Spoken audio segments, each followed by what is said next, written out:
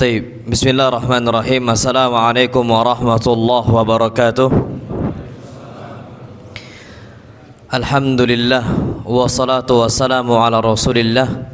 Hayakumullah wa bayyakum wa saddadanillah wa iyyakum alal khairi wal huda mahayyina wa as'aluhu bimannihi wa karamih ay ja'alani wa iyyakum min ahli al-ilmi wal qur'ani tadabbura wa fikha innahu ala kulli syai'in qadir wa bil ijabati jadir. Taib ayuhal ikhwatul kiram, bapak-bapak dan ibu-ibu yang dirahmati oleh Allah Subhanahu wa taala. Kesempatan kali ini kita akan membahas benteng ilmu dalam rumah tangga. Taib, kita perlu tahu ilmu dalam rumah tangga kita itu ruh. Kalau seandainya rumah tangga kita tidak ada ilmu di dalamnya, itu hanyalah kumpulan dinding-dinding dan tiang-tiang belaka. Enggak ada kehidupan di sana. Kita berharap baiti jannati, tapi faktanya baiti nari. Rumahku apa? Neraka bagiku, na'udzubillah. Dan itu banyak terjadi di rumah tangga muslim, yang mana mereka harusnya merasakan kenikmatan, merasakan ketenangan, merasakan kedamaian. Yang kita harapkan adalah sakinah, mawaddah dan rahmat. Ternyata faktanya tidak. Dan ini disebabkan dikarenakan di sana tidak ada keberkahan ilmu. Maka kita perlu tahu dulu bagaimana kita membentengi rumah tangga ini agar tidak retak dengan cara ilmu. Taib. Yang pertama, kita jadikan tauhid itu sebagai pelajaran awal dalam rumah tangga. Antum selaku laki-laki ya ikhwah, tanamkan ke istri, tanamkan ke anak-anak pondasi tauhid. Betapa banyak rumah tangga ini retak sebabnya tauhid mereka itu kurang, akidah mereka itu kurang.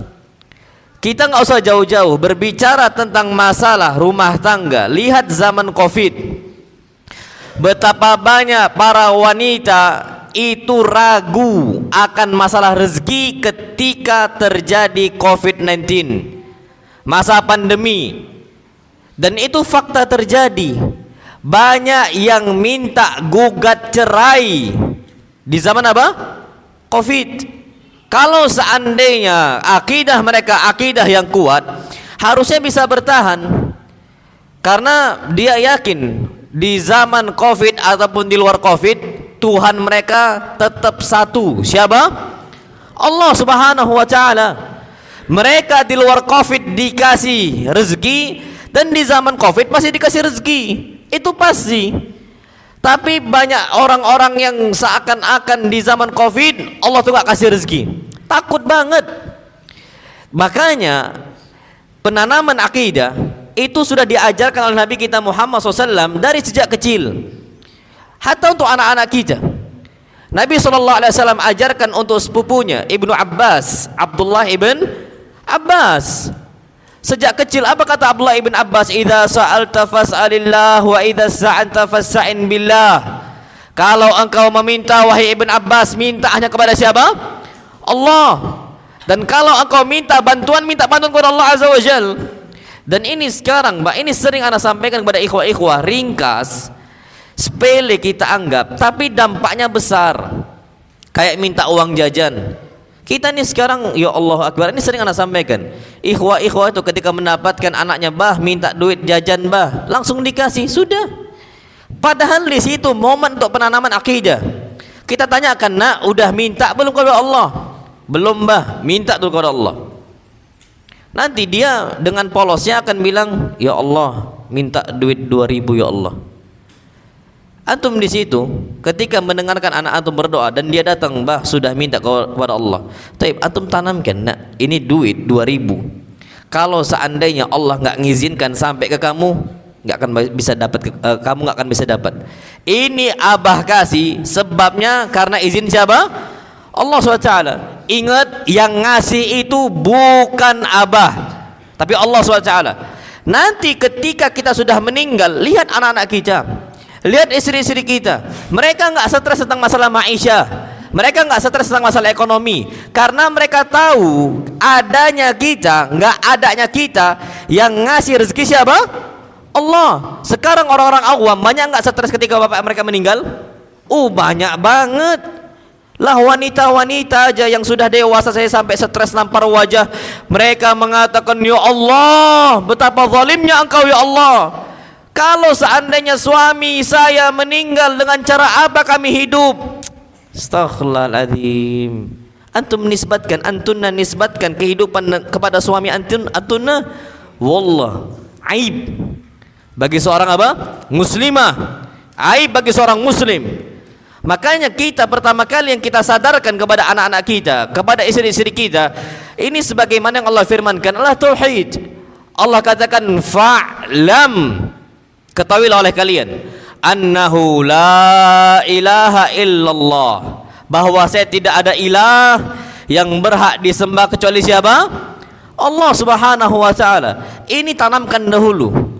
Makanya Masya Allah, Luqman Al-Hakim yang hidupnya penuh kebijaksanaan, yang hidupnya penuh hikmah, dia mengatakan, ya bunayya la tusyrik billah, wahai anakku janganlah engkau berbuat syirik. Jadi penanaman akidah ya ikhwah itu dari sejak kapan?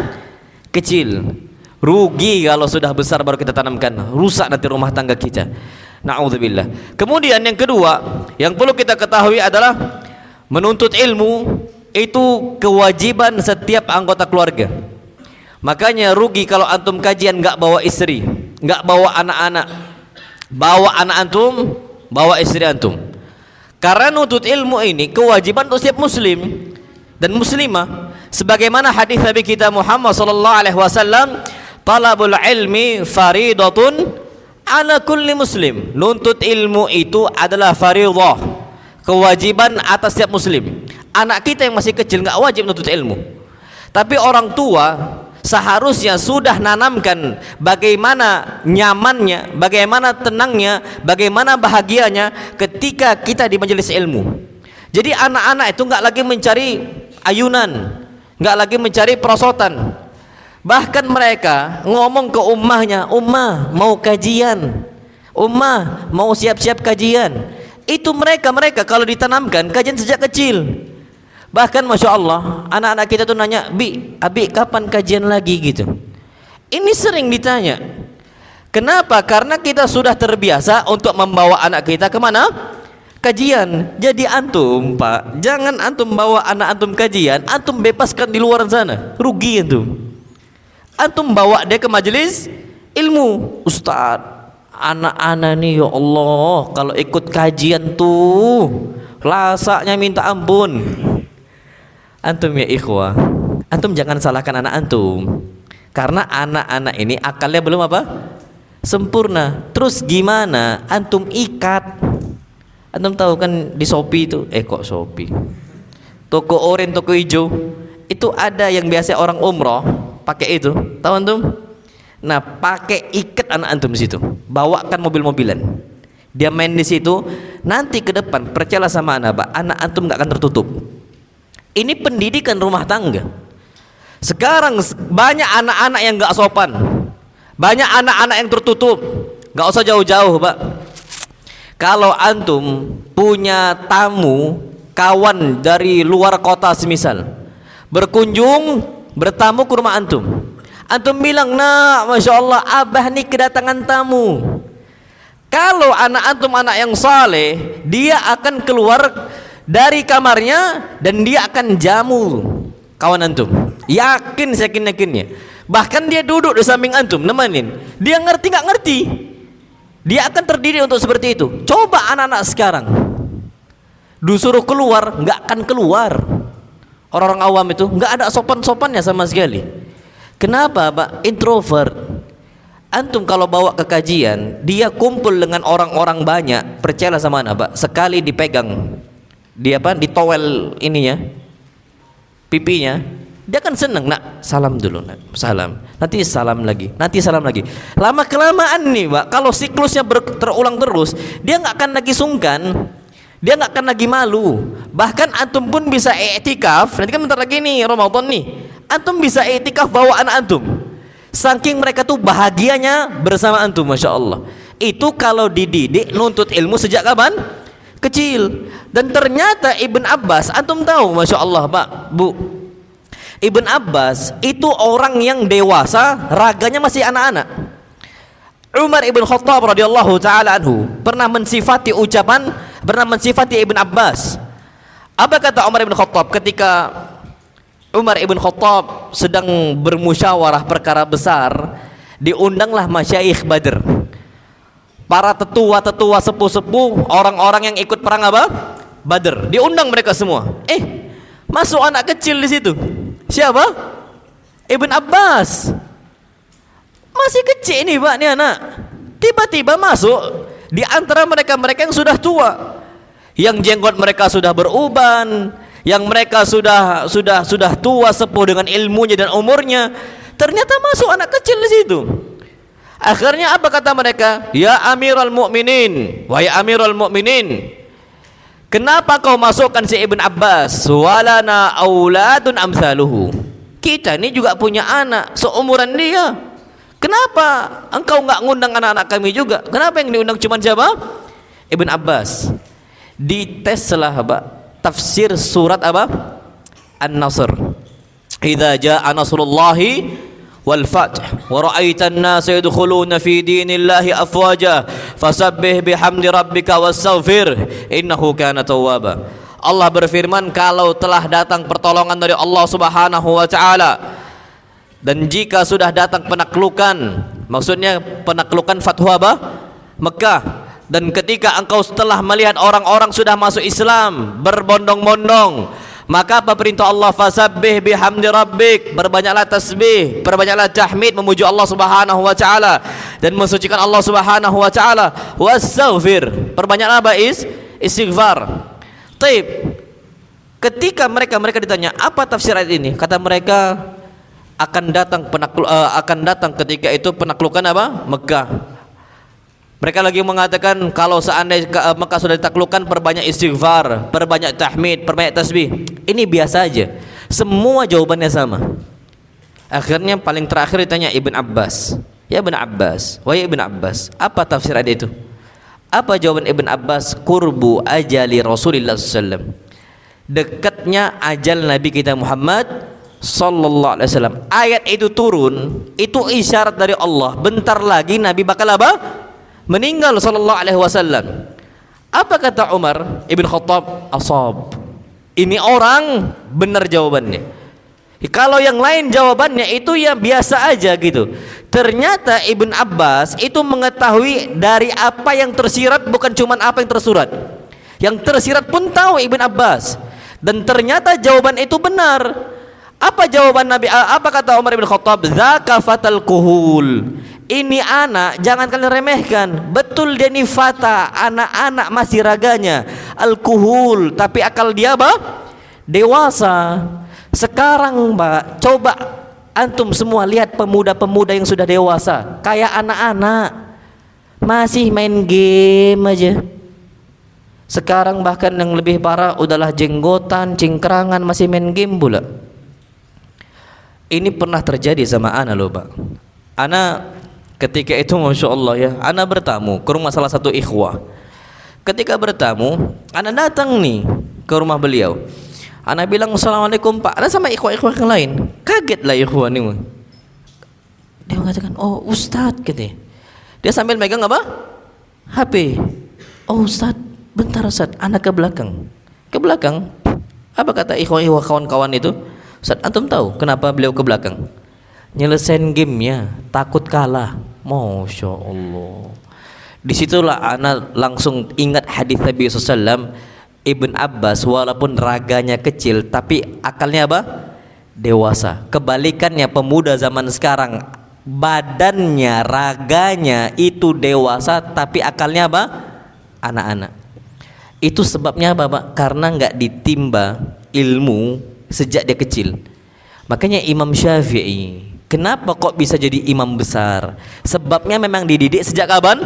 Kecil. Makanya antum Pak, jangan antum buang anak antum di luar, main sana main sini, antum ikat, barang antum, Mbak. Dan ini ana yakin fadilahnya besar banget. Kalau antum mendapati anak antum itu semangat nuntut ilmu, ana yakin sedurhaka-durhakanya istri antum mikir berkali-kali untuk carikan istri antum. Kalau anak sudah apa? Dewasa, yakin ana. Anggaplah istri berbuat A, berbuat B, berbuat C, tapi anak antum saleh ini yo.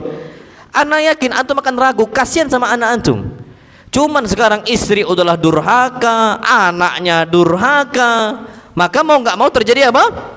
Perceraian, karena nggak dibentengi dengan apa? Dengan ilmu. Makanya ya ikhwah, kita perlu tahu yang namanya menuntut ilmu itu patokan awal kalau mau selamat rumah tangga kita.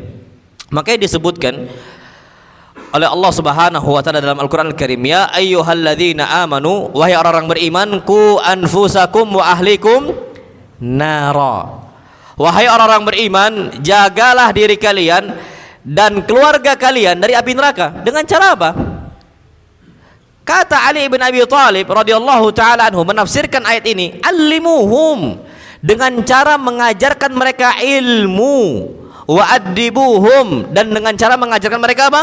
Adab. Coba dibiasakan, Mbak, ajarkan anak ini ilmu, ajarkan anak ini apa? Adab.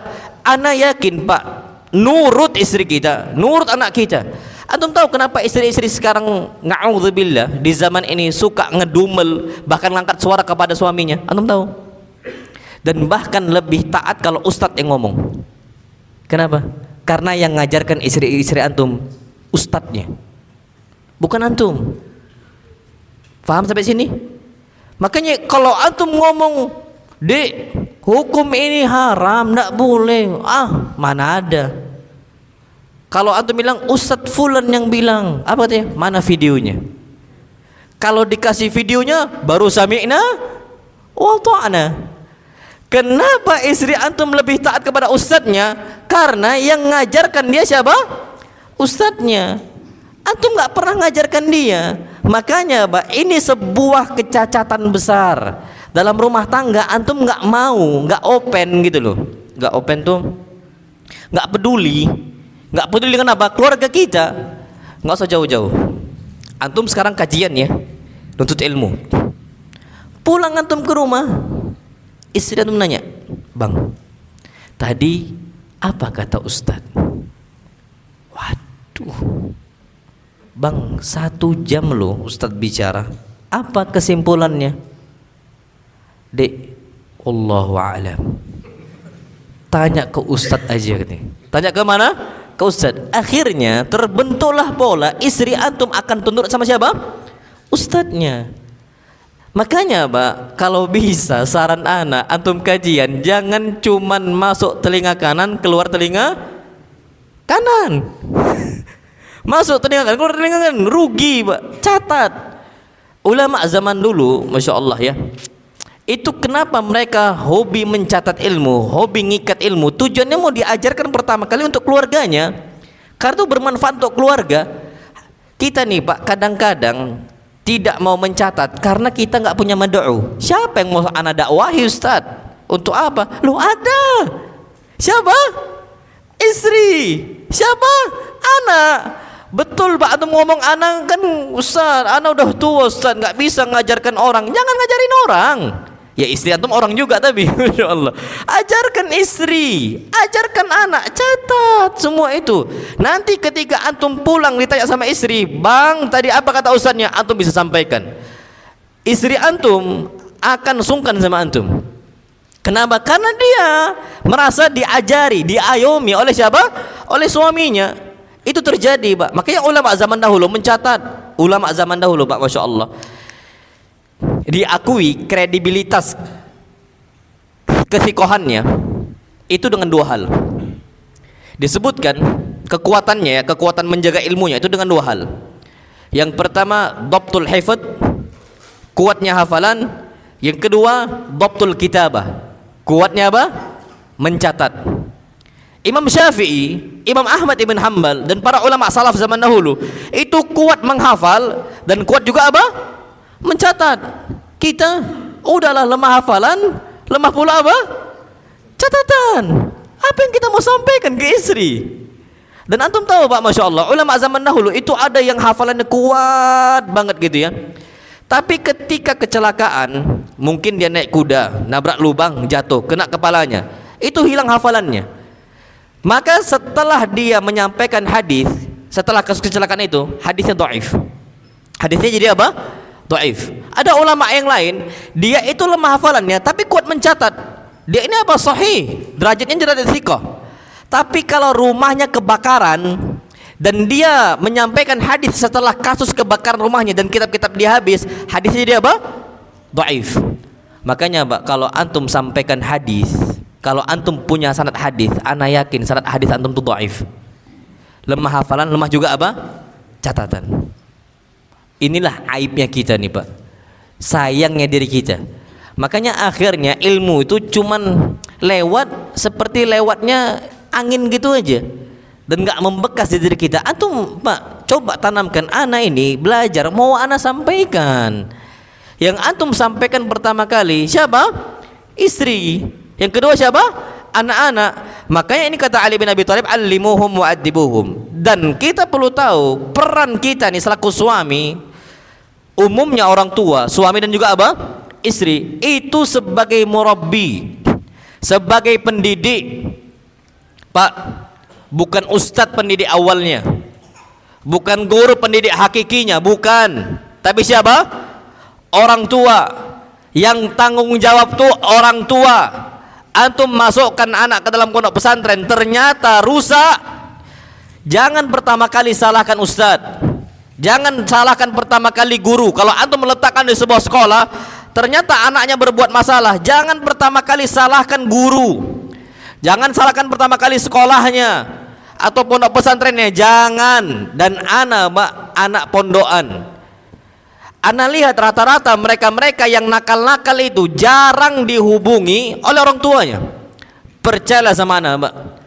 Makanya Masya Allah, ada jadwal nelpon, kita nggak telepon. Padahal kita ini murabbi yang hakiki, pendidik yang hakiki, bukan ustadz. Nggak bisa digantikan Pak, wallah nggak bisa digantikan. Siapa? Orang tua. Bahkan kata Nabi SAW, warrajul ra'in fi ahlihi. Orang laki-laki dialah yang bertanggung jawab, bukan ustadznya, bukan gurunya. Dan ternyata Pak, sebagian kita tuh males nelpon siapa? Anaknya. Makanya Pak, hatta anak antum nggak tinggal di rumah, tinggalnya di mana? Pondok pesantren. Kapan ada jadwal penelponan, antum tanggung jawab peran orang tua telepon anak. Dan kesalahan besar sebagian orang tua ketika awal nelpon, nak gimana kabar? Sehat? Sehat bah. Uang jajan masih ada? Aduh, uang jajan pula lagi yang ditanya. Harusnya Pak yang ditanya tuh, nak, ya Allah, udah berapa juz sekarang nak? Sekian juz bi. Target udah nyampe? Udah tak nyampe. Tapi hadis sekarang udah sampai mana? Hadis sekarang hadis sekian bi, Masya Allah. Udah sampai target? Sudah sampai target. Itu yang antum tanya tiap pekan Mbak. Akhirnya anak itu semangat, dia hidup di pondok itu memang tujuannya untuk dekat dengan Nabi kita Muhammad Sallallahu Alaihi Wasallam. Nah, abah titip kamu ke ustadz agar kamu menjadi ahli waris Nabi kita Muhammad Sallallahu Alaihi Wasallam. Pak, kita ini nggak bisa ada kekerabatan dengan Nabi SAW. Nabi ini bangsa Arab, sukunya suku Quraisy, terpandang. Kita nih Pak, Masya Allah, beda nasab kita nih Pak, nggak ada kekerabatan dengan Nabi kita Muhammad Sallallahu Alaihi Wasallam. Biasanya Pak, kalau terjadi saling mewariskan, menunjukkan ada kedekatan. Ana nggak bisa Pak mewariskan harta dari antum, dan antum nggak bisa mewariskan harta dari ana, karena kita tidak ada qarabah, tidak ada apa? Kedekatan. Antum bukan kerabat ana dan ana bukan kerabat antum. Tapi kita bisa saling mewariskan. Kita bisa apa? Bisa mewariskan dari Nabi kita Muhammad Sallallahu Alaihi Wasallam. Apa yang kita warisi dari Nabi kita SAW? Ilmu. Makanya kalau antum sampaikan, nak, abah di sini pengen kamu ada kedekatan dengan Nabi kita Muhammad Sallallahu Alaihi Wasallam. Kamu hafal Quran, kamu hafal hadis. Jadi memiliki kekerabatan dengan Nabi Sallallahu Alaihi Wasallam. Nasab kita beda dengan nasab Nabi SAW, tapi bisa melalui jalur apa? Ilmu. Abah titipkan kamu biar jadi pewaris Nabi kita Muhammad sallallahu alaihi wasallam. Itu antum sampaikan, Mbak, selaku orang tua. Nanti kalau dia sudah besar, itu akan terus terngiang-ngiang di benak dia. Nah, Mbak, ana masya Allah, abahana itu sekarang di Jawa Tengah, di Solo. Ana waktu itu abah ana udah pensiun. Dulu abah ana kerja di Sumatera Selatan, kerja di sebuah perusahaan kertas. Disitulah ana bangun pondok pesantren gitu. Ketika abah ana udah pindah ke Solo, ana nggak mau jauh-jauh dari orang tua. Ana bilang, Pak, ini kayaknya udah waktunya udah deket deh, kayaknya pindah ya ke Solo ya. Apa kata abah ana? Enggak, nak, jangan pindah, tetap di pondok itu. Jadi apa? Ahli waris Nabi kita Muhammad SAW, tetap di situ. Ana makanya sampai sekarang nih, Pak, ana minta ganti kepada Allah Azza wa Jalla, ya Allah, mudahkanlah rezeki ana untuk bisa mengunjungi abah ana. Setahun tuh sekarang alhamdulillah Allah mudahkan terus, Pak. Bisa 4 kali, bisa 3 kali. Allah mudahkan, enggak terputus rahim itu. Allah jaga. Karena ana memang minta kepada Allah Azza wa Jalla. Dan ini, Pak, kenapa ana semangat terus, semangat kajian. Dan abah ana setiap ana kajian tetap nanya, nak di mana, nak udah sampai mana. Itu selalu ditanya. Dan umah ana juga sama, nak udah sampai nak di bandara. Itu sama, Pak. Dan ana yakin itu memang pendidikan orang tua untuk siapa? Anaknya. Antum juga sama, tanyakan, nak sekarang udah di mana hafal Qur'annya, nak kondisinya gimana, aman di pondok pesantren. Kalau dia ngeluh, antum sampaikan, nah, sabar nak, sebagaimana Nabi Muhammad sabar dalam kondisi ekonomi. Kalau makannya nggak enak, Nabi SAW makannya lebih lebih ngeri dibandingkan kita. Sampaikan itu, Mbak. Jadi bukan ustadznya yang yang nyampaikan. Pertama kali yang bertanggung jawab siapa? Orang tua. Apalagi ibu. Ibu ini masya Allah disebutkan oleh penyair asyair Hafidz Ibrahim. Disebutkan dalam Diwan Hafidz Ibrahim, dia mengatakan al-ummu madrasatun idza a'dadtaha a'dadta sya'ban tayyibal a'raqi. Yang namanya ibu adalah sekolah bagi anaknya. Kalau engkau sudah siapkan ibu ini dengan sebaik mungkin, niscaya engkau telah menyiapkan generasi yang baik akhlaknya, yang bagus keturunannya. Sekarang, Pak, yang dirusak oleh orang-orang non muslim itu ibunya. Lihat TikTok, ibunya joget, apa hasil anaknya? Muncul laki-laki tulang lunak. Ibunya joget-joget, anaknya kayak di presto. Anak nggak tahu, Pak, ya Allah Akbar, anak-anak SD ini sekarang kok bisa rusak ya. Memang TikTok sudah. Dan itu udah generasi sekarang. Yang dirusak pertama kali siapa? Ibu. Itu pertama kali yang dirusak. Makanya antum pastikan, Pak, di rumah televisi yang ditonton oleh istri antum, jangan antum lihat istri antum kecuali nonton hal-hal yang baik. Contohnya nonton Roja TV, nonton semisal para asatidzah, ustad-ustad yang antum memang kondisi istri antum memang senang gitu ya, silahkan, Mbak. Tapi kalau ternyata sekarang ibu-ibu kaum muslimin saat ini, ya Allah Akbar, antum tahu kenapa sekarang muncul generasi-generasi hobinya ghibah, hobinya ngerumpi? Sebabnya ibunya tiap pagi nonton infotainment. Belum apa-apa, Pak, itu yang disuguhkan pagi, siang, malam. Akhirnya generasi setelahnya apa yang terjadi? Hobinya adalah ghibah, namimah, dan seterusnya, Pak. Tergantung siapa? Ibu. Tapi kalau ibunya baik, Pak, anak-anak setelahnya akan baik. Antum tahu kenapa anak-anak Nabi kita Muhammad SAW bagus-bagus semua? Siapa ibunya? Walaupun posisi yang nggak lama gitu ya, Khadijah nggak lama, Pak, masya Allah. Tapi hasilnya semua bagus-bagus. Kenapa? Karena mereka adalah wanita-wanita yang salihah. Istri-istri Nabi SAW juga salihah. Dan ini mereka bersaing untuk membangun umat. Makanya ibu itu diperhatikan. Ini makanya ibu-ibu tolong. Dan ternyata, Pak, zaman sekarang itu udah mulai banyak bermunculan ummahat atau para gadis-gadis mungkin itu yang semangat belajar. Ana ngisi di sebuah tempat di Jabodetabek, rata-rata itu yang paling banyak biasa itu ibu-ibunya. Pernah ngisi di Bekasi itu ya, masya Allah. Jadi masjidnya itu 3 lantai, lantai 1, lantai 2, sama basement. Pak, Masya Allah ya, seluas itu masjid besar, 3 lantai semua isinya akhwat dan ummahat. Ikhwan tuh cuman kecil aja, sisanya di luar mereka semua.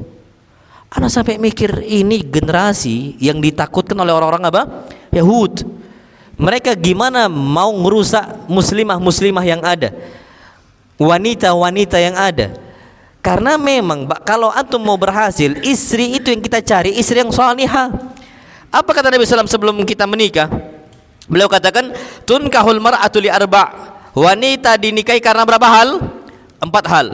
Limaliha, karena hartanya, wali jamaliha, karena kecantikannya, cantik dia Masya Allah, wali hasabiha, karena nasabnya.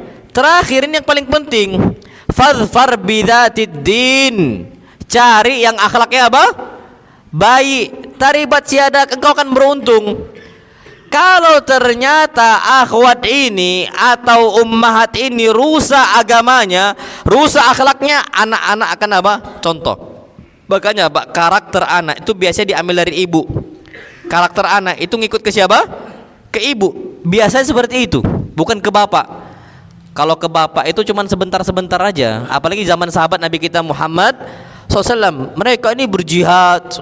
Jihad ini Pak bisa 20 hari, bisa 1 bulan, bisa 40 hari, tergantung.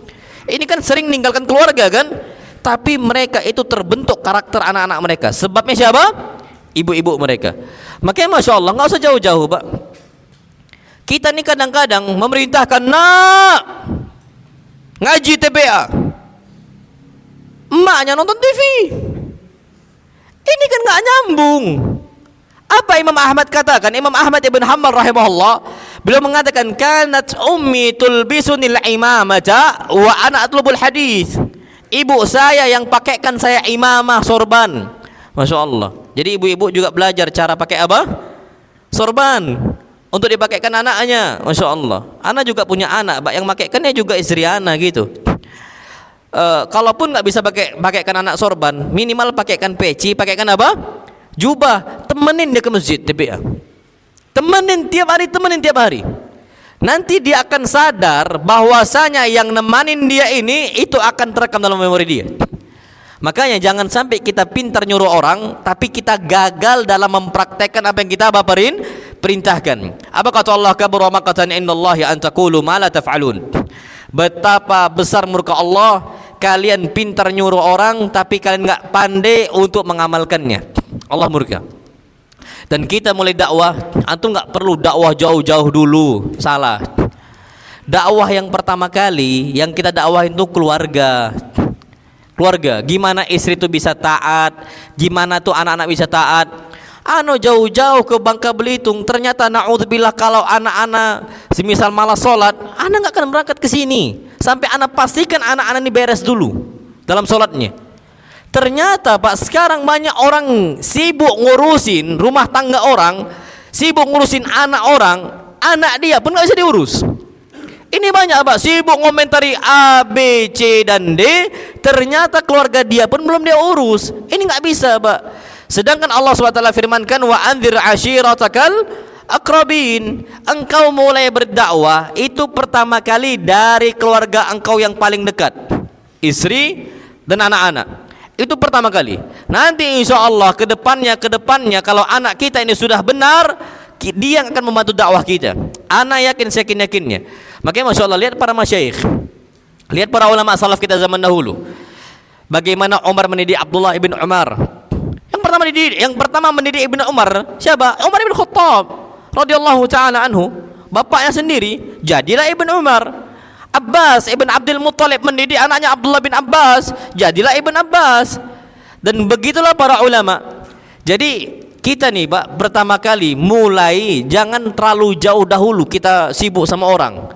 Yang kita sibukkan kita dengan siapa? Keluarga kita. Itu kata para ulama. Kemudian yang perlu kita ketahui, jangan biarkan anak tumbuh tanpa kenal hukum. Jangan. Jadi gimana caranya? Nggak usah jauh-jauh Pak. Antum minimal pelajari dulu hukum-hukum dalam Al-Fatihah, atau bagaimana cara yang paling benar membaca Al-Fatihah, antum ajarkan untuk anak antum. Ini sering anak sampaikan Pak, antum jangan remehkan itu. Apalagi Masya Allah Al-Fatihah ya, Pak, kita ini syarat sahnya sholat wajib baca apa? Al-Fatihah. Karena Al-Fatihah ini rukun dari apa? Sholat. Kalau anak kita sholat mau nggak mau baca apa? Al-Fatihah. Kita kasih anak kita, Ustadz, Pak Ustadz, tolong ajarkan anak-anak kita nih surat Al-Fatihah. Anak-anak surat Al-Fatihah. Ya Allah, Pak. Pahalanya itu ngalir ke siapa? Ustadznya.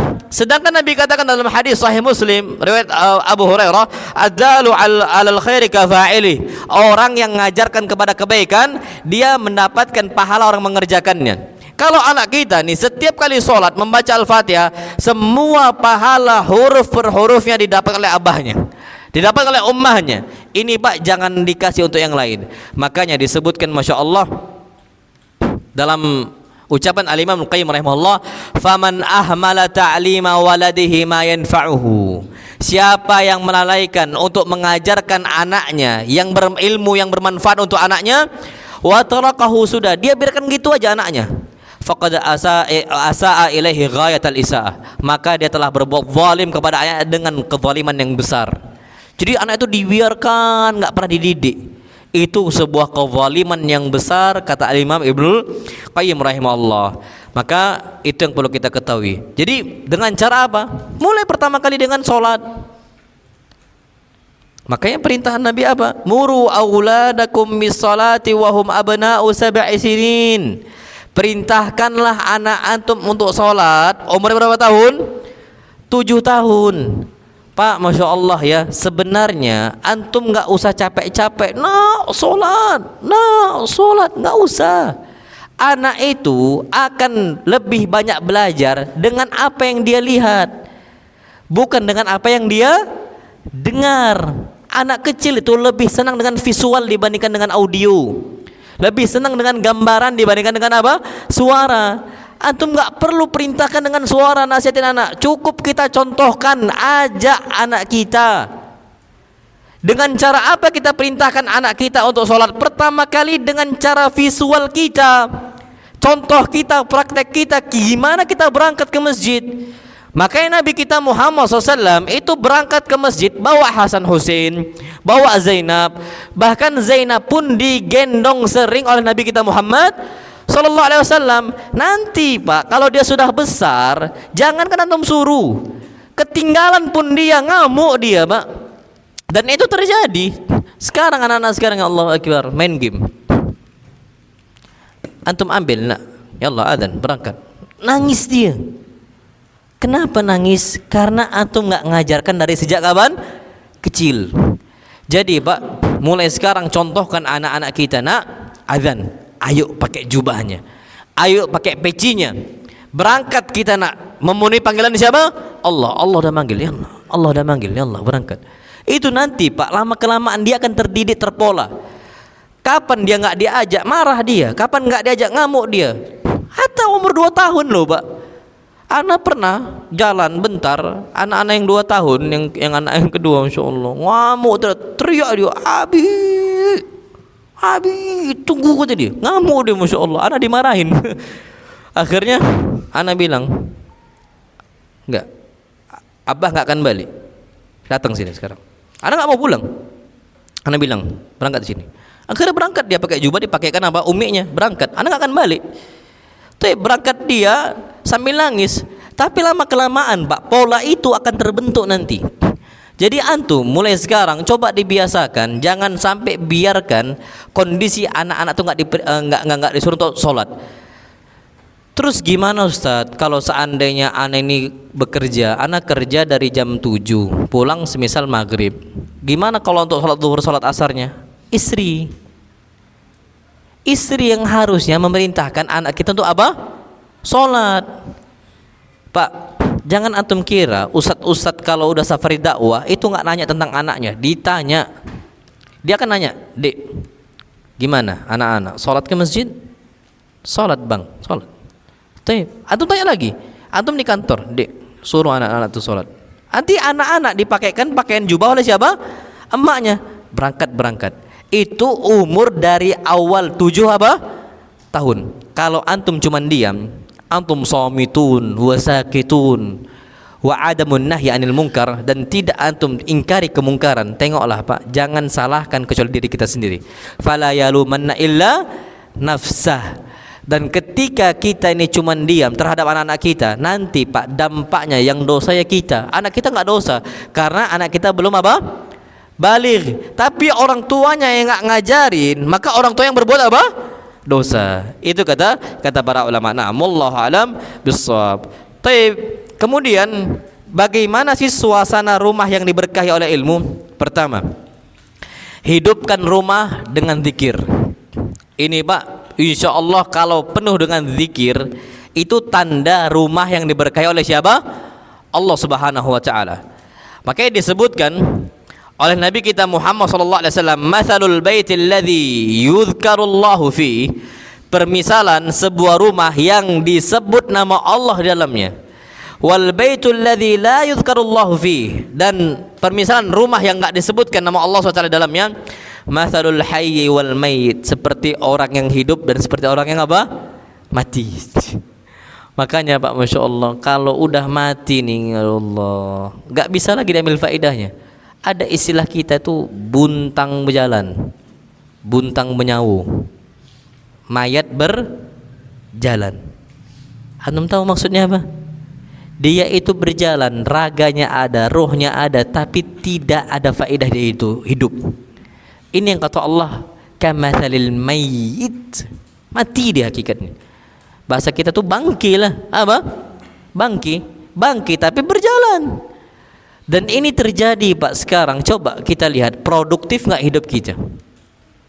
Kalau rumah jarang dihidupkan zikir, jarang dihidupkan tilawah Al-Quran Al-Karim, jarang di situ dibaca Al-Quran Al-Karim, zikir juga, yakinlah Pak, susah untuk produktif orang dalamnya.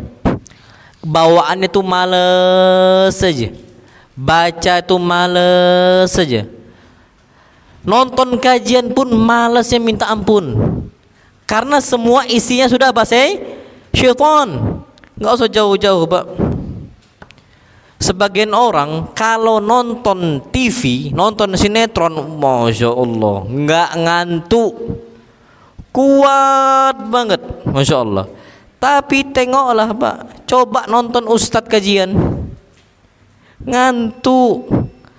Bahkan sebagian orang itu, Masya Allah, antum cari ustadz yang paling retoriknya bagus, penyampaiannya bagus, khutbahnya semisal bagus, antum ketik Ustadz Dr. Syafiq Riza Basalamah, Masya Allah, ini kan orator ulung beliau gitu ya, diputar. Bukannya disimak kajiannya, dijadikan sebagai pengantar tidur. Dinyalakan YouTube, dibuka Ustadz Syafiq Riza Basalamah, Bismillahirrahmanirrahim amutu, wah ya Masya Allah, panas dengar kajian. Itu tanda-tanda rumah yang jauh dari zikir kepada siapa? Allah Subhanahu wa taala. Tapi tengok kalau nonton sinetron Mbak, nggak ada yang ngantuk. Kayak kita lah nih sekarang Pak, antum kajian nih dengan kita nih semua. Mungkin ada yang astagfirullahaladzim, Ustaz kok ngantuk banget Ustaz ya. Nanti ulang lagi. Mungkin ada yang sampai tok urusan udah sampai. Gitu kan, Masya Allah, udah berkelana Pak. Kepala nih kadang-kadang udah udah kemana-mana kepala itu Pak, saking ngantuknya. Tapi Pak, coba nonton bola, kajian sejam Pak, jangankan sejam, 5 menit ngantuk. Bola 1,5 jam, 4-5 menit babak pertama, babak kedua berapa? 4-5 menit. Jam 2 malam pun ahlan wa sahlan, gahwa siap, kopi siap, kacang kulit siap, nonton fokus, semangat, apa yang diucapkan oleh komentator pun dia dengerin, Masya Allah, khusyuk. Nonton apa? Nonton bola. Kapan menang? Alhamdulillah. Kapan kalah? Astagfirullah. Aduh, islami banget gitu. Tapi itu untuk hal yang sia-sia. Coba kalau untuk kajian Mbak, kajiannya selesai pun tak tahu dia, tiba-tiba udah selesai, nggak tahu Pak, bahkan sampai pagi dia bangun. Nggak usah jauh-jauh Pak, jangankan kajian 1,5 jam, khutbah Jumat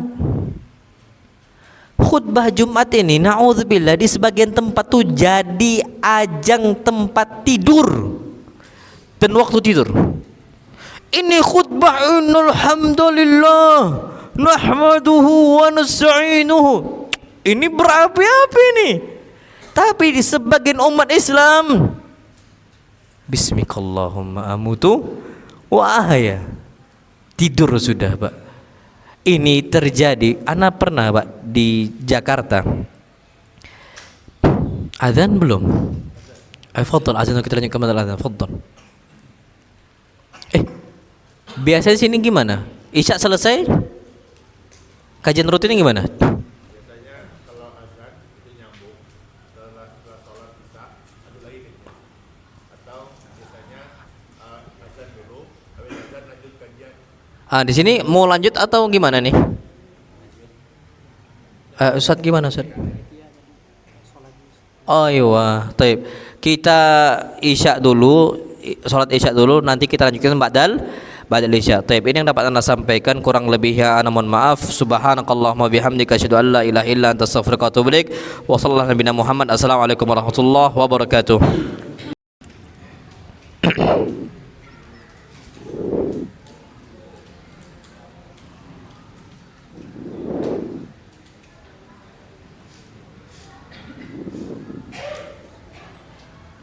Taib. Bismillahirrahmanirrahim. Assalamualaikum warahmatullahi wabarakatuh. Alhamdulillah wassalatu wassalamu ala Rasulillah. Kita lanjutkan lagi kajian kita. Kemudian benteng ilmu rumah tangga dalam rumah tangga adalah ilmu mendidik dengan lemah lembut. Prioritas kita adalah akhlak dan adab yang kita bangun dalam rumah tangga kita. Masya Allah ya. Rumah tangga bapak dan ibu-ibu kalau dibangun di atas kelemah lembutan, kata para ulama itu adalah tanda kebaikan sebuah keluarga. Tapi sebaliknya, kalau isinya itu adalah pertikaian terus, kekerasan terus dan sebagainya, itu tanda Allah SWT nggak ingin kebaikan. Makanya disebutkan dalam sebuah hadis, Nabi kita Muhammad SAW mengatakan, "Idza aradallah bi ahli baitin khaira." Kalau Allah inginkan di dalam sebuah rumah tangga terdapat kebaikan, adkhala alaihimur rifqa. Niscaya Allah akan masukkan untuk mereka kelemah lembutan. Sekarang banyak enggak kasus KDRT? Banyak. Ini menunjukkan rumah tangganya Allah enggak ingin apa? Kebaikan. Masya Allah, suami mukul istri sampai menyakiti, bapak mukul anak, ibu mukul anak, na'udzubillah, sampai dan kekerasan. Kalau mukul silakan mukul, tapi jangan menyakiti ya ikhwah. Kalau udah mukul menyakiti, ini dilarang dalam Islam. Bukankah syariat mukul ada? Naam ada. Allah berfirman, wadribuhun, silahkan pukul istri-istri kalian. Boleh. Bahkan apa kata Allah, kata Nabi SAW, anak yang enggak sholat umurnya 10 tahun diapain? Dipukul. Ada. Tapi Nabi dengan tegas mengatakan, darban ghaira mubarrih. Pukul anak tanpa menyakiti, pukul istri tanpa menyakiti. Dengan cara apa kita mukul tanpa menyakiti? Disebutkan oleh disebutkan oleh sahabat Nabi SAW Ibn Abbas, beliau mengatakan bisiwak, ambil apa? Siwak. Pak, ini pena loh ya, padat nih. Kalau ini padat nih. Antum tahu siwak? Siwak tuh kopong. Kopong siwak tuh nggak ada berat-beratnya sama sekali. Istri antum salah, dek. Sini, ta'ali, sini. Ada apa bang? Adik berbuat ini. Tahu itu salah? Oh iya bang, tahu salah. Sini. Mana tangannya? Pak, yakin nggak akan kesakitan dia? Mungkin istri itu mengatakan, bang, pukullah lagi. Jangan cuma berapa kali? Sekali lagi bang, Masya Allah. Ini saking lembutnya kita mendidik. Kenapa kita pukul? Kita mukul bukan untuk nyakiti, tapi nandakan bahwa dia berbuat apa? Salah. Udah gitu aja. Dan ini tanda kebaikan. Sekarang ya Allahu Akbar, banyak sekali rumah tangga yang dibangun di atas gesper. Dulu rotan, kalau dulu apa? Rotan. Itu sampai dipukul anaknya, sampai membiru. Di sini anak yakin nggak akan ada kebaikan di situ. Tegas tuh bukan keras lo ya. Tegas tuh AABB. Kita nggak bergeming. Anak mau tantrum nggak AABB. Anak nangis biarkan anak nangis. Istri tantrum. Kadang-kadang yang lebih tantrum ini bukan anak kita, siapa? Istri. Kalau istri udah tantrum tak jelas, biarkan aja sudah, nggak ada masalah. Tapi jangan antum berubah polanya. Dek, nggak boleh nangis dia, tapi kan gini bang. Karena biasanya istri-istri itu, masya Allah ya, ada masa-masanya, masa nggak genahnya gitu loh, masa nggak beresnya, ada itu. Antum mau kajian, masya Allah. Pak, kadang-kadang kita nih orang-orang awam itu kesel dengan sifat istri kayak gitu. Bahkan mau marah aja bawaannya. Bahkan salah satu ustadz itu ditanya, apa hukum menceraikan istri yang melarang suaminya untuk kajian? Itu sampai kayak gitu. Bahkan istri diajak kajian pun nggak mau. Kita ini kadang-kadang kesel mau marah gitu. Pak, nggak perlu keras. Antum tegas, antum tetap berangkat. Jangan antum terhalang-halangi oleh istri. Tegas. Apa itu? Oh, masya Allah. Taib. Kita harus apa? Tegas, jangan keras. Jadi pernah kejadian, masya Allah. Salah satu ikhwannya anak ceritakan aja. Dia sering ikut anak kemana kemari gitu kan. Anak kajian dia ngikut, selalu ada.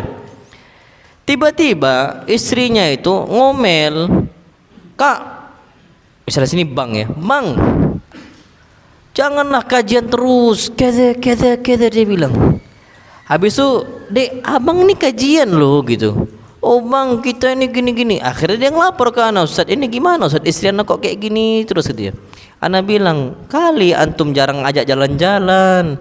Ustaz, sering sebelum kajian tuh anak bawa ke seblak katanya. Karena istrinya hobi makan apa? Seblak. Sering anak bawa ke seblak Ustaz. Tapi kayak gitu, anak itu paling kesel ketika istri anak ngomong, kalau abang masih kajian, nikah aja sama Ustaz Al-Amiri katanya. Masya Allah. Anak bilang, akhi, istri antum gak akan berubah. Panggil istri antum, bawa istri antum ke rumah anak. Ada antum, ada istri antum. Pak, setelah itu dua-duanya kajian. Masya Allah, ngelapor ikhwatu, Ustaz, alhamdulillah udah kajian katanya. Masya Allah, udah apa? Kajian. Memang harus digitukan, Pak, tegas. Kita gak usah pakai marah sana sini, gak usah. Antum tetap berangkat sudah, ya Allah. Antum jangan berubah polanya gara-gara istri antum, tapi dengan cara lembut gitu. Bisa, Pak. Ini orang mukmin nih, lembut, nggak bisa digeser. Lembut dia, masya Allah. Antum tahu, banyak laki-laki berubah pola hidupnya gara-gara siapa? Istri. Ustadz pun bisa berubah gara-gara istri. Bisa loh, Pak. Wallah bisa. Antum tahu satu hadis Nabi sallallahu alaihi wasallam mengatakan, ma ra'aitu min naqisati aqlin wa din adhhab li lubbir rajul al-hazim min ihdakunna. Wanita itu lemah agamanya, lemah akalnya, tapi apa kata beliau? Adhhab li lubbir rajul min ihdakunna. Tapi yang bisa menghilangkan akal laki-laki yang sempurna dari kalian, ya wanita. Ini kata Nabi sallallahu alaihi wasallam. Makanya Anda sampaikan, antum tegaskan dengan istri, AABB, antum kajian, antum untuk Allah. Antum nih budaknya Allah, bukan budaknya istri. Pak antum wallah hur antum. Kita ini Abdullah, budaknya siapa? Allah. Bukan budak istri kita ini. Antum berangkat Allah. Akhirnya sudah dengan pola seperti itu, Pak, tetap berangkat. Akhirnya istri nggak bisa goyangkan dia. Nah ini penting. Jadi lembut tuh penting. Jangan keras, tapi harus tegas. Sebagaimana Nabi kita Muhammad sallallahu alaihi wasallam, lembut aja, Pak. Pak, istri antum cerewet panjang, nggak usah ditanggepin, lembut aja. Antum nggak usah marah-marah. Percaya sama anak, Pak, wibawa antum akan jatuh kalau antum marah-marah depan istri. Jatuh wibawa antum. Yakin sama anak. Nabi itu nggak pernah, antum cari satupun riwayat Nabi marah ngangkat suara bentak-bentak Aisyah, nggak akan dapat. Justru sebaliknya Aisyah ngangkat suara di hadapan Nabi kita Muhammad SAW. Tapi ngangkat suaranya Aisyah di hadapan Nabi nggak bisa merubah ucapan Nabi SAW. AABB. Makanya Mbak, kalau istri antum cerewet panjang, caranya diamkan aja. Diamin aja. Percaya sama Mbak, wibawa antum tetap terjaga dan istri antum akan tahu antum nggak akan bisa digoyang. Antum nggak usah balas marah Mbak. Nanti wibawa antum itu sama. Yang cerewet itu bukan laki-laki, tapi siapa? Perempuan. Kalau cerewetnya perempuan kita balas juga cerewet, apa bedanya kita sama istri? Sama-sama tukang apa? Cerewet. Pak, singa jantan itu nggak akan ngaung kecuali depan singa jantan juga. Pernah singa jantan ngaung depan singa betina? Cari aja coba videonya. Justru singa betina yang ngaung depan singa apa? Jantan. Singa jantan diem aja deh. Dan itu cara Nabi SAW. Antum mau tahu riwayatnya? Riwayat Umar bin Khattab. Hadis sahih. Ini lemah lembut Nabi SAW, tapi nggak bisa digoyang, nggak bisa digoyang. Pernah kejadian hamma ala Umar bin Khattab radhiyallahu taala anhu hammun. Pernah sebuah pikiran, beban pikiran itu berat untuk Umar bin Khattab. Akhirnya istri ngasih masukan. Umar nggak suka dengan masukan itu. Dibalas lagi, dikritik. Umar nggak mau lagi. Akhirnya debat. Sampai pada puncaknya ini cerewet nih istrinya. Umar marah. Ketika Umar marah, apa kata istri Umar? Wallahi inna zawjatin Nabi sallallahu la yuraji'nahu. Kenapa engkau marah? Dicerewetin. Istri-istri Nabi aja cerewet untuk Nabi. Marah Umar. Siapa istri Nabi yang cerewet untuk Nabi sallallahu? Apa kata istrinya? Ibnatuk, putri engkau si Hafsah itu. Putri siapa? Umar bin Khattab. Yang paling cerewet untuk Nabi SAW. Kaget. Hafsah. Yang kedua siapa? Aisyah. Yang ketiga siapa? Ummu Salamah. Umar langsung ambil pakaiannya keluar untuk Hafsah. Nasihatin kede. Hafsah ya meneng-meneng wae lah. Abahnya kok sami'na wa ta'ana. Masuk ke Aisyah. Dinasihati Aisyah kede. Aisyah juga sama, umurnya masih kecil Aisyah. Pas masuk Ummu Salamah, salah masuk memang. Ummu Salamah ini wanita yang sudah apa? Tua. Apa kata Ummu Salamah radhiyallahu taala anha? Wahai Umar, bagaimana mungkin engkau itu marah di hadapan kami kalau kami salah? Kalau memang kami ini salah, harusnya yang nasihatin kami itu bukan engkau, tapi suami kami Rasulullah sallallahu alaihi wasallam. Bukan engkau yang nasihatin kami. Apa kata Ummu Salamah di akhir hadis? Wa innahu adzina lana dzalika. Beliau perbolehkan kami untuk kami cerewetin beliau selama enggak ngangkat apa? Suara. Istri itu kadang ada Pak cerewet itu pakai suara lalat. Antum biarin aja, Pak. Biarin aja selama enggak ngangkat apa? Suara. Cerewetnya memang biarin aja dia cerewet, Pak, Masya Allah. Antum kalau marah tengoklah Pak, wibawa kita akan jatuh. Di situ nampak seorang pemimpin nggak bisa digoyangkan. Tenang, dia itu nyantai. Makanya kan ada istilah kita tuh tenang tapi nggak bisa digoyang gitu loh. Antum tahu kan kalau tenang, kalau gerusah gerusu itu Pak, itu gampang banget digoyang. Antum coba lihat pimpinan-pimpinan negara itu rata-rata mereka tenang jiwanya. Dibully sampai kapanpun tenang aja. Antum tahu presiden yang baru aja deh gitu, Ahmad Asyara ini baru ngangkat loh ya, baru jadi gitu. Mungkin banyak dari orang-orang Syiah yang mencela beliau, yang bahkan terprovokasi juga sama. Ahmad Asyara balas enggak, tenang aja nih. Karena singa itu malas ngaung ke tikus. Bukan istri antum tikus loh ya. Maksudnya derajat istri antum tuh di bawah apa? Kita. Antum jangan turunkan derajat itu. Terus apa? Lemah lembut aja, tenang, kalem gitu. Dan ini cara Nabi kita Muhammad sallallahu alaihi wasallam. Ana Pak, istri ana kalau sudah marah, ini yang ana terapkan. Ana enggak ngangkat suara. Ana keluar aja sudah. Bismillahi tawakkaltu 'ala Allah. Ya Allah, aku serahkan semua kepada Engkau. Serahkan semuanya kepada siapa?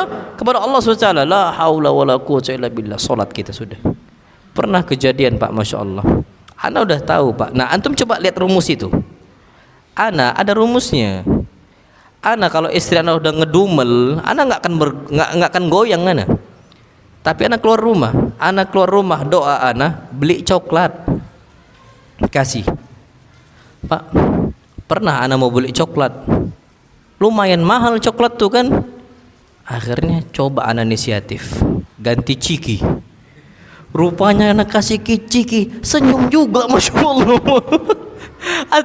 Antum coba cek, balil insanu ala nafsi basira. Orang tuh lebih tahu tentang jiwanya masing-masing. Coba antum pantau istri antum tuh senang apa. Nggak usah yang mahal coklat, Pak. Kalau coklat yang murah-murah aja. Istri tuh hobi kalau suaminya ngasih apa? Hadiah. Bebas antum terserah, Pak, masya Allah. Ana yakin insya Allah rumah tangga kita akan diberkahi. Kenapa? Inilah rumah tangga yang Allah inginkan apa? Kebaikan. Makanya Pak, saran ana, kalau istri udah mulai marah, antum keluar diam, sudah diam.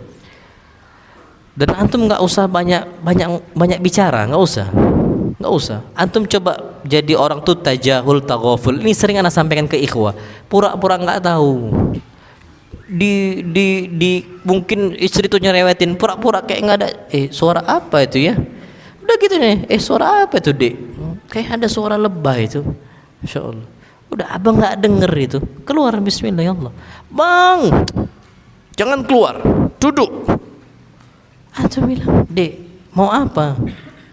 Duduk. Kadang-kadang Pak, kalau antum suruh duduk, jangan mau ikut pola istri. Keluar aja. Terjadi Pak, suami duduk depan itu ujung-ujungnya anti talik. Engkau saya apa? Ceraikan. Istrinya nangis. Makanya istri juga jangan ngada-ngada. Kalau suami mau meredam, berarti suami itu mau apa? Keluar. Sudah, biarkan aja. Kalau suami mau keluar tuh mau meredam. Karena biasanya seringkali amarah itu penyesalannya bukan di saat itu, tapi kapan? Setelahnya. Makanya saran ana perlu kita ketahui, jangan sampai menyakiti, jangan sampai keras. Ana pernah Pak, masya Allah, ana dapetin anak-anak itu ngelawan umahnya, ngelawan umiknya. Ana nggak bisa kayak gitu Pak, ana marah betul.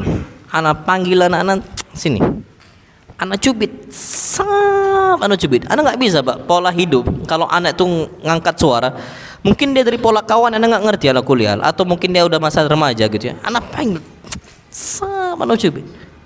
Langsung dia bilang, Abi, kata Abi nggak boleh cubit anak. Anak langsung diem, Pak, langsung jatuh.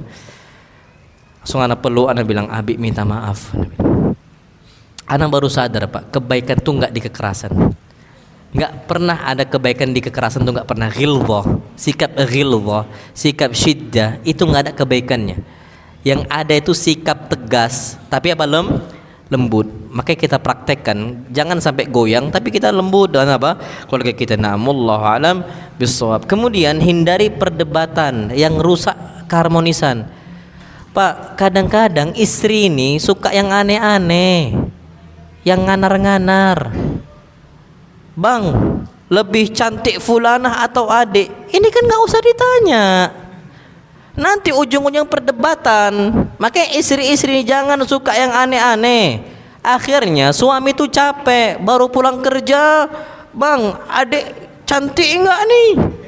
Wangi enggak nih? Udah wangi, cantik. Nanti 10 menit, betulan enggak nih? Jangan-jangan bohong. Betul lu deh, adik ini adalah wanita ajmalun nisa ala wajhil ard, wanita yang paling cantik, indah di atas muka bumi Allah Azza wa Jalla. Kurang apa lagi itu? Masa iya, nanti lain di depan lain di belakang. Iya. Nah ini Pak, ini perdebatan, debat kusir ini itu ditinggalkan. Inilah yang merusak keharmonisan rumah tangga. Makanya jangan suka yang aneh-aneh. Disebutkan dalam sebuah hadis, sampai Nabi katakan, ana za'imun bi baitin fi rabadil jannah liman tarakal mira wa in kana muhiqqa. Allah jamin rumah di surga untuk yang tinggalkan debat kusir. Itu umum, bukan kita dengan ikhwah saja. Suami dengan siapa? Istri dengan siapa? Suami. Bahkan gara-gara hal yang sepele ini debat aja dengan apa? Pasangan. Belum apa-apa debat lagi dengan pasangan. Ini akhirnya capek aja. Makanya untuk wanita-wanita tolong dijaga rasa suaminya. Suami itu nggak suka debat biasanya. Tenang aja dia. Nah, yang suka yang aneh-aneh itu biasanya suami baru pulang kerja sore hari mungkin, atau semisal baru nyari maisha, baru jualan, pulang pening kepalanya, udah diajak debat oleh siapa? Istrinya. Pulang suami. Dari mana, Bang? Sama siapa? Kok lama banget? Ini Pak, ya Allah, udah dihisap di dunia oleh istrinya. Udah betul-betul dihisap, Pak, yaumul hisab gitu, ya Allah. Bahkan kadang-kadang suami-suami ini banyak ngeluhkan, ya Allah Ustaz, ini gimana ngobatinnya? Sebenarnya wallah alam, wanita-wanita yang kayak gitu tuh susah untuk dirubah. Kalau wataknya udah kayak gitu, saran ana bawa ke Ustaz, di sidang depan Ustaz. Itu saran yang paling bagus. Kalau menurut ana ya, kalau Ustadznya nasihatin antum, antum nasihatin istri, nggak akan berubah, susah. Ana udah sering kayak gitu. Cara yang paling gampang, bawa istri antum ke depan Ustadz. Ustadz, tolong Ustadz jadi hakam bainana, jadi hakam, jadi pemutus, jadi ulamanya di hadapan kami. Tolong wasiatkan kami, istri saya tuh A, B, dan C. Betul nggak dalam Islam? Antum gitu kan? Kalau nggak, Pak, kadang-kadang perdebatan itu akan terus ada sampai mungkin hari kiamat. Kenapa? Karena posisi wataknya nggak berubah. Nah, wallahu alam bissawab. Kemudian yang berikutnya adalah, aduh, waktu kita udah habis nih.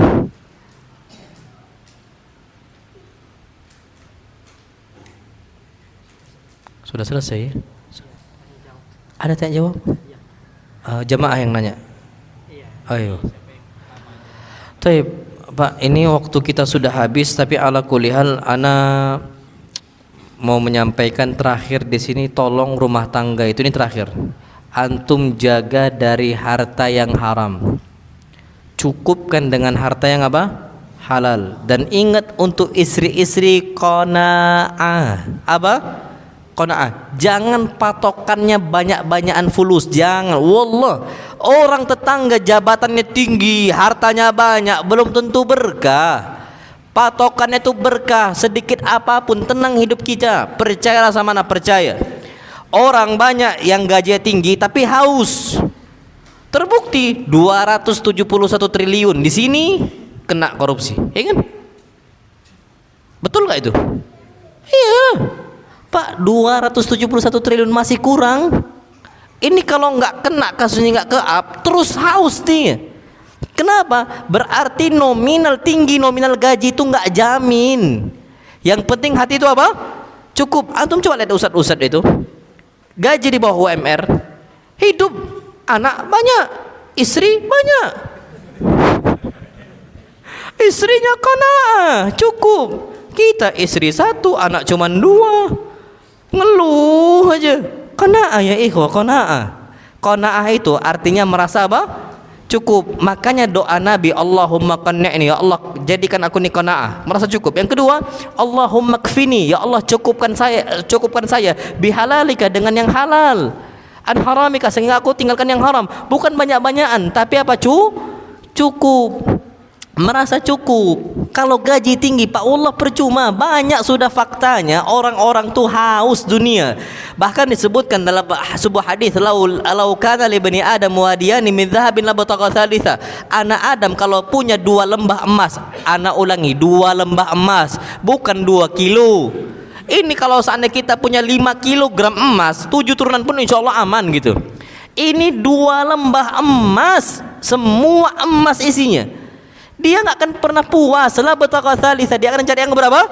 Yang ketiga, nggak ada qanaah. Makanya patokannya apa kata Nabi sallam? Ikfini, merasa apa? Cukup. Kalau nggak merasa cukup, Pak, nggak akan ada habisnya. Cukupkan yang halal. Yang penting halal. Kita kurang pun insya Allah Allah cukupkan. Dan banyak cara ya ikhwah, banyak cara untuk mencukupkan rezeki kita yang sempit mungkin. Banyak cara, wallah banyak cara. Nabi, ana ambil contoh. Nabi ini, kata Aisyah, marra ala Nabi sallam hilalun thumma hilal. Lewat untuk Nabi 1 hilal, 2 hilal, 3 hilal. Total 2 bulan. Total berapa bulan? 2 bulan. Karena hilal yang terakhir itu muncul belum terhitung. Totalnya 2 bulan makannya kurma sama air putih. Kurma di zaman kita itu seperti makanan pokok. Makanan pokok ini apa? Kalau di kita beras. Makanya zakat fitr kita pakai apa? Beras. Pak, Masya Allah, Nabi 2 bulan makan kurma bertahan istri-istri Nabi SAW. Apa kabar kita? Jangankan 2 bulan, 2 minggu makan nasi putih tok, insya Allah gugat cerai. Kenapa? Nggak merasa cukup. Tapi istri-istri Nabi cukup. Ini membuktikan bahwasanya yang namanya kehidupan rumah tangga yang dicari itu halal, tapi apa? Berkah. Bukan banyak-banyak. Wallahi kalau banyak-banyakan nggak akan pernah cukup, Pak. Nanti duit goib aja nanti ujung-ujungnya. Hilang aja. Bercanda sama Anda, Pak. Karena yang cerita ini, Anda banyak berinteraksi dengan ikhwah. Mereka mantan-mantan pejabat yang tinggi, jabatannya tinggi, harta mereka banyak, gaji mereka tinggi. Itu banyak cerita tentang itu. Yang kami hasadkan Ustadz, itu kondisi para ustadz. Kok bisa dengan harta yang sedikit itu bisa cukup? Anak banyak, kami gaji besar, anak cuma 2. Kenapa? Ketakutan yang ada karena merasa tidak cukup. Maka dari itu ayyuhal ikhwatul kiram, antum sebanyak apapun anak antum, yakinlah sama anak 10 mau 15. Lihat mbah-mbah kita, anaknya 15, anaknya 10. Hidup gak kita sampai sekarang? Hidup. Abahan itu 13 bersaudara, umi anak 8 bersaudara, sampai sekarang hidup semua, besar semua. Ini menunjukkan rezeki Allah itu yang Allah kasih bukan untuk gaya hidup, tapi kebutuhan hidup. Itu pasti dijamin oleh Allah Subhanahu wa taala. Yang penting kita bisa mendapatkan harta yang halal. Nah, wallahu a'lam bishawab. Ini yang dapat Anda sampaikan, kurang lebihnya Anda mohon maaf. Kalau ada pertanyaan silahkan, tafadhol. Tafadhol. Assalamualaikum warahmatullahi wabarakatuh. Apa syaratnya agar ibadah dan doa kita itu sampai kepada mayit orang tua kita? Baik, Masya Allah ya. Apa syaratnya agar doa kita itu sampai kepada abah kita? Doa ini sampai. Kita berdoa kepada Allah Azza wa Jalla untuk mayit itu pasti sampai. Cuman kalau kita mau betul-betul sampai, perbaikin kesolehan diri kita. Ini sebagaimana disebutkan Masya Allah dalam sebuah hadis Nabi SAW mengatakan, idza matal insanu in qata'a amaluhu illa min thalath. Jika manusia itu meninggal, terputuslah seluruh amalannya kecuali 3 hal. Salah satunya waladun salihun, anak yang soleh. Kriterianya apa? Soleh, yad'u lahu, yang dia doakan abahnya, ummahnya. Jadi yang perlu kita ketahui, kalau manusia sudah meninggal, mayit dia, anak yang soleh, doanya sangat bermanfaat untuk orang tuanya. Jadi kalau kita mau jamin doa kita bermanfaat untuk orang tua kita, perbaikin kesolehan diri kita. Na'amullahu alam bisawab. Foto yang lain silahkan.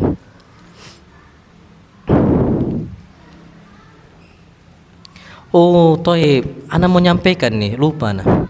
Antum tahu, Pak? Rumah tangga ini sering Ana jumpai perceraian, pertikaian terjadi. Itu sebabnya karena fulus, karena duit. Ana mau tekankan, Pak, agar rumah tangga antum itu terjaga sampai sekarang. Mulai sekarang pisahlah duit antum. Harta suami, harta istri. Kezaliman muncul ketika kaidahnya harta suami, harta istri. Waduh, suaminya susah hidupnya. Antum tahu yang terjadi gara-gara kaidah itu? Apa yang terjadi? Suami meninggal, harusnya ibunya suami itu dapat harta waris. Istri kita, kalau kita punya anak, istri kita cuma dapat 1/8. Ibu kita dapat 1/6. Lebih banyak ibu kita atau istri kita? Ibu kita. Faktanya sekarang semua diambil oleh siapa? Istrinya. Apa kata mereka? Harta gono gini. Harta apa? Bersama. Diambil semuanya. Nggak boleh dalam Islam seperti itu. Yang dalam Islam ini akhirnya muncul antum pertengkaran. Suami ngasih hadiah untuk ibunya, bertengkar. Istri ngasih hadiah ke abahnya, bertengkar. Nggak boleh, Pak. Mulai sekarang antum praktekkan wa khairal huda huda nabiyina Muhammad. Sebaik-baik petunjuk Nabi kita Muhammad sallallahu alaihi wasallam. Harta Nabi, harta Aisyah. Aisyah punya budak, harta dia sendiri, bukan harta Nabi SAW. Siapa budaknya? Barirah. Aisyah ini orang kaya, tapi tetap dinafkahi oleh Nabi kita Muhammad SAW. Aisyah wanita kaya, putri dari laki-laki yang kaya. Siapa? Abu Bakar. Punya fulus. Tapi Nabi SAW tidak pernah menafkahi pakai duit istrinya, nggak pernah. Makanya Pak, nanti ujung-ujungnya muncul rumah tangga yang medit, pelit, bakhil. Antum mau wakaf masjid, istri ngelarang. Istri mau ngasih hadiah untuk orang tuanya, antum yang ngelarang. Nggak boleh Pak. Ana sampai detik ini ana cerita, ana nggak pernah ganggu gugat duit istri ana, nggak pernah. Istri ana ada gaji, dia kerja. Istri ana juga punya usaha. Tapi ana nggak pernah ganggu gugat itu. Dan sampai sekarang pun ana nggak mau nengok berapa duit dia. Tabu Pak bagi ana. Istri ana mau sedekah, ana sering sampaikan, "Dek, kasih mama." Mama itu mertua ana, kasih orang tua dia, kasih. Bahkan abi mertua ana meninggal, itu dapat fulus tuh banyak istri ana. Insyaallah banyak. Istri nanya, "Bang, ini boleh nggak adik kasih ke mama ya?" Ana bilang, "Dek, kasih semuanya pun jangan ragu. Kalau adik mau pahala sedekah ini banyak gini, kasih." Adik dapat sedekah, pahala sedekah. Yang kedua itu ditujukan untuk ibu sendiri. Pertama sedekah, yang kedua silaturahim. Sedekah jangan ragu. Pak, coba orang awam sekarang. Istrinya dapat warisan ketika bapaknya meninggal. Oh jangan, mending bangun rumah. Yang ngalangin siapa? Suami. Oh jangan, mending boleh beli mobil kita. Nggak bisa Pak. Kenapa? Karena harta istri, harta siapa? Istri. Antum jangan ganggu. Biarkan istri sedekah. Antum bahagia harusnya istri sedekah. Istri ngasih karena harta dia. Nah, tapi kalau harta antum, istri nggak boleh ganggu gugat. Nggak boleh. Antum ngasih. Pak, besar nggak pahala bersedekah untuk janda? Kok diem antum? Besar nggak pahala sedekah untuk janda? Oh besar banget. Hadis Nabi jelas dulu ya. Al-qa'im al-armalah. Orang yang bantu kehidupan janda itu kal mujahid fisabilillah, seperti jihad. Yang kedua seperti orang puasa nggak pernah batal sholatnya. Yang ketiga seperti orang puasa nggak pernah batal puasanya. Antum mau bantu kehidupan janda, istri antum lihat, "Bang, ke siapa ini ngasih?" Aduh, tengkar lagi ya kan. Padahal antum ngasih ini itu untuk semisal anaknya. Nak, antum panggil fulan, ini untuk kamu sama ibu kamu, kasih. Itu harusnya ada Pak, harusnya. Sekarang banyak janda-janda di negara kita itu nggak terpikirkan. Janda ini nggak harus dinikahin. Tapi kalau antum mau nikahin, fadhol. Cuman Pak, kalau antum mau dapat pahala ini, itu bisa dengan cara apa? Nafkahin. Tapi di negara kita susah. Yang halangin siapa? Istri. Harusnya nggak boleh itu Pak. Antum mau wakaf masjid, mau apa, ini kebaikan semua. Maka mulai sekarang, Dek, antum bawa istri kan? Bawa nggak istri? Sampaikan, Dek, tahu kan? Antum kalau mau bukalah kajian para Ustadz Amin Nurbaithnya, Ustadz Syafiq bahasa lama. Udah jelas loh Pak. Dalam Islam tuh udah jelas, nggak pernah ada harta suami harta istri itu nggak ada Pak. Nanti beli kolor pun kita minta izin sama istri. Wibawa tuh jatuh, Allah jatuh. Beli pulsa minta sama istri, aduh, nggak bisa Mbak, nggak bisa kayak gitu. Jadi harus kita perhatikan. Itu yang harus kita perhatikan. Na'am, wallahu alam bissawab. Allahu alam. Assalamualaikum warahmatullahi wabarakatuh. Semoga Ustaz dan keluarga selalu dalam keberkahan. Amin ya rabbal alamin. Walakum misluh. Izin bertanya Ustaz, pertanyaannya, jika dalam perjalanan pernikahan ternyata istri yang lebih dahulu Allah beri hidayah sunnah, suami belum dan terkesan menentang, apa yang harus dilakukan seorang istri agar rumah tangganya tetap baik dan juga bisa menyelamatkan diri dunia akhirat? Kalau seandainya seorang istri lebih dahulu kenal sunnah dan suami selalu menentang, dilihat apakah ini berbahaya untuk agamanya. Kalau ternyata berbahaya untuk agamanya, boleh bagi seorang istri untuk apa? Untuk khulu'. Contoh, ditentang ketika mau sholat terus, puasa terus semisal. Padahal sebenarnya puasanya dia itu di luar ketika suaminya lagi apa? Safar semisal. Dia nggak ada suami di rumahnya gitu, Masya Allah. Tapi dia halang-halangi. Memang ada orang tuh benci banget dengan agama Islam tuh ada. Padahal mereka umat Islam, nggak boleh sholat, nggak boleh kajian. Ini kalau dia melihat ini lebih berbahaya sudah. Tapi ternyata kalau nggak membahayakan agama dia, pertahankan. Sarana pertahankan. Sebagaimana kasusnya Fir'aun. Istrinya siapa? Asia. Ternyata Asia ini Allah puji dalam Al-Quran Karim karena bisa bersabar, karena bisa bertahan. Padahal Fir'aun sampai matinya pun apa? Kafir. Tapi nggak membahayakan bagi agama Asia. Silahkan. Tapi kalau berbahaya, pertama untuk anak antum, anak antunnas misal, berbahaya untuk anak antunnas. Ini bahaya nih, anak bisa nggak sholat nih gara-gara suaminya kayak gitu. Atau dia bisa mengkonsumsi yang Allah haramkan gara-gara bapaknya kayak gitu. Bahaya. Seorang istri merasa aduh ini nggak bisa dipertahankan deh katanya. Silahkan khulu, gugat cerai. Tapi kalau ternyata nggak membahayakan istri, nggak membahayakan agama anak, lanjutkan. Sebagaimana Asia tidak merasa bahaya dengan adanya Fir'aun. Wallahu alam bissawab. Minta tolong kepada Allah Azza wa Jalla agar suami diberikan hidayah oleh Allah Subhanahu wa taala. Salam Ustaz. Izin bertanya, sekarang lagi booming perjanjian pranikah atau calon suami istri. Bagaimana dengan hal itu Ustaz? Apakah diperbolehkan dan mohon nasihatnya untuk para pejuang restu orang tua. Jazakallahu khair. Ana enggak tahu perjanjian pernikah. Saya ala kulli hal insyaallah ya. Untuk nasihat untuk para pejuang restu orang tua. Sebenarnya untuk mendapatkan keridhaan orang tua itu gampang. Orang tua akan lihat antum tuh dewasa atau enggak. Wallah sahih. Orang tua itu ragu menikahkan anaknya karena merasa anak itu masih kekanak-kanakan. Jiwa pejuangnya itu enggak ada. Makanya Pak, saran anak, tolong antum punya anak, tolong setolong-tolongnya suruh dia usaha, suruh dia dagang. Anak yatim tuh kita kelola hartanya. Haram kita kelola kalau dia sudah balik. Haram. Jangan makan harta anak yatim. Kita boleh ngelola ketika dia sebelum apa? Balik.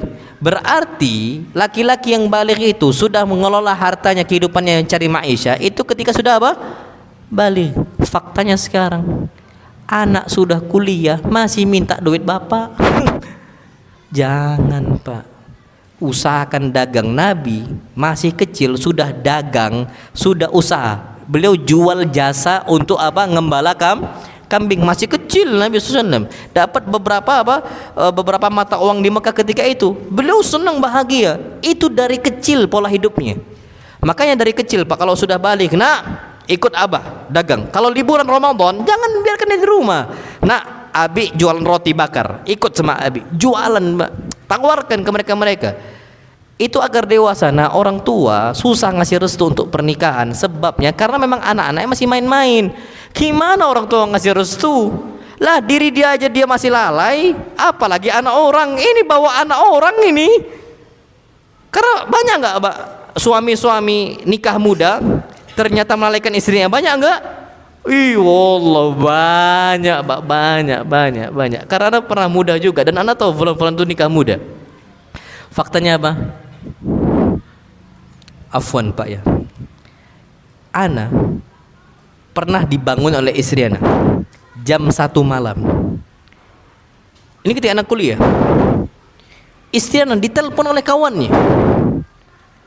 Ketika ditelepon, bisa nggak tolong kabarkan suami anti, cari suami ana nggak tahu suami ana ditelepon nggak bisa Pak. Masya Allah jam 1 malam. Akhirnya ana panggil kawan ana yang lain, ana telepon, Fulan, ayo kita cari si Fulan nih.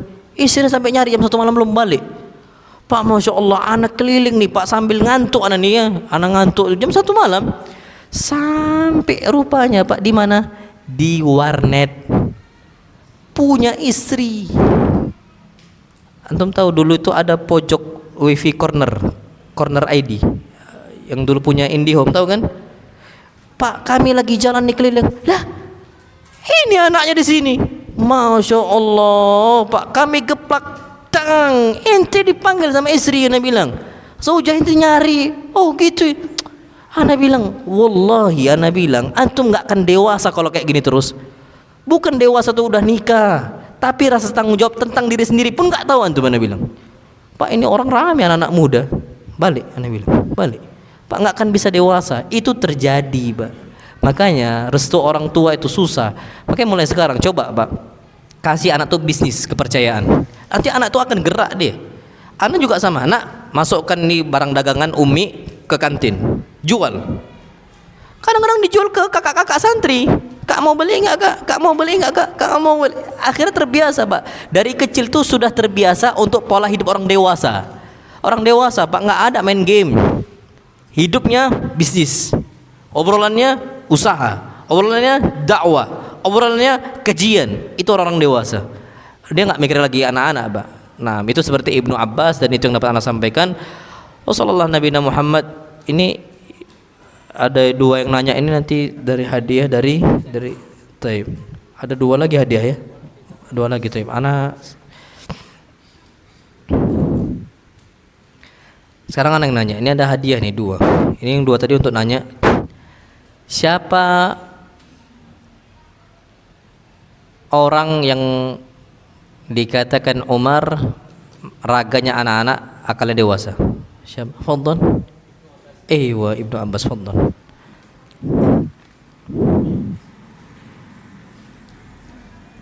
Ini gampang-gampang aja insyaallah.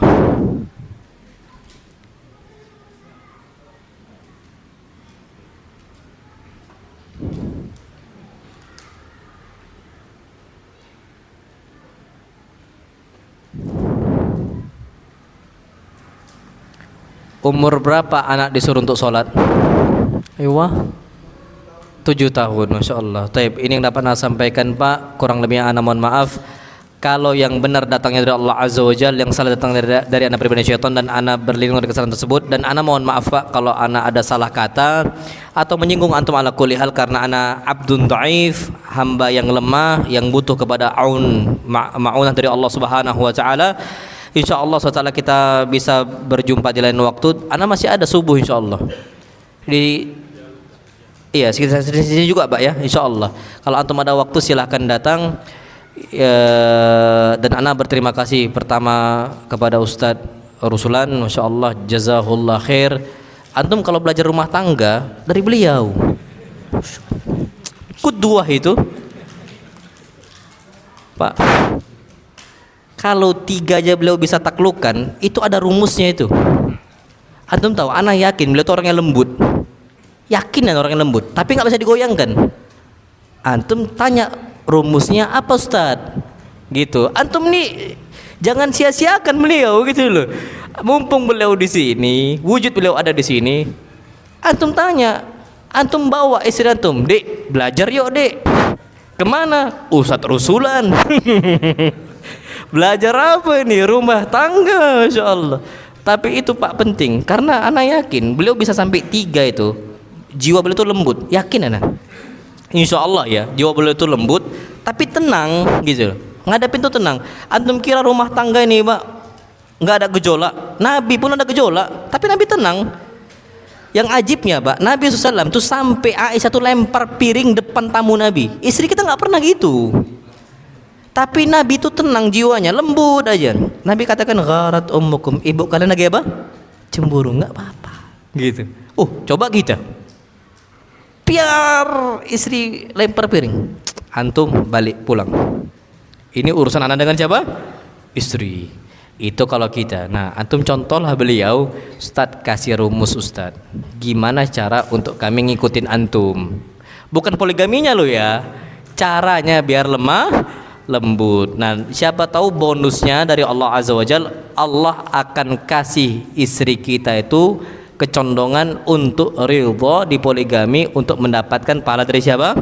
Allah Subhanahu wa taala. Itu bonus saja itu, Pak. Bonus. Itu bonus. Nah, ini yang dapat saya sampaikan. Kurang lebihnya ana mohon maaf. Subhanakallahumma bihamdika asyhadu an la ilaha illa anta astaghfiruka wa atubu ilaik. Assalamualaikum warahmatullahi wabarakatuh.